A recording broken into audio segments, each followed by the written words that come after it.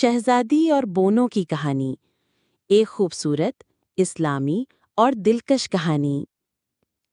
ایک دفعہ کا ذکر ہے کہ ایک دور دراز سلطنت میں ایک خوبصورت اور نیک دل شہزادی رہتی تھی۔ اس کا نام زینب تھا۔ زینب بچپن ہی سے اللہ سے محبت کرتی تھی، نماز پڑھتی، قرآن سیکھتی اور غریبوں کی مدد کرتی تھی۔ ایک دن وہ سلطنت کے باہر جنگل میں گئی تو اچانک ایک جادوئی دروازے نظر آیا اور وہ دوسری دنیا میں داخل ہو گئی جہاں چھوٹے چھوٹے بونے رہتے تھے۔ یہ بونے نیک دل تھے مگر ایک بڑی پریشانی میں مبتلا تھے۔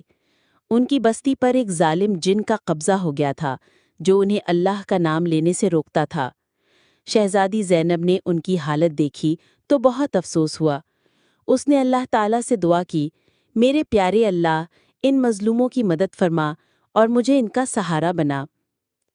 اللہ تعالیٰ نے شہزادی کی سچی نیت دیکھ کر اسے ہمت اور عقل عطا کی۔ اس نے بونوں کو قرآن کی آیات سکھائیں اور سب نے مل کر جن کے خلاف حکمت اور دعاؤں سے مقابلہ کیا۔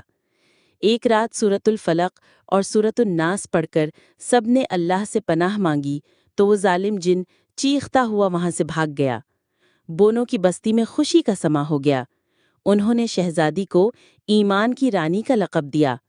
زینب واپس اپنے محل آئی مگر اس کا دل ہمیشہ ان بونوں کے ساتھ جڑا رہا۔ اس نے ساری زندگی عدل، رحم اور اللہ کی رضا کے لیے وقف کر دی۔ یہ کہانی ہمیں سکھاتی ہے کہ ایمان، نیکی اور دعا کی طاقت سے کوئی بھی مشکل آسان ہو سکتی ہے۔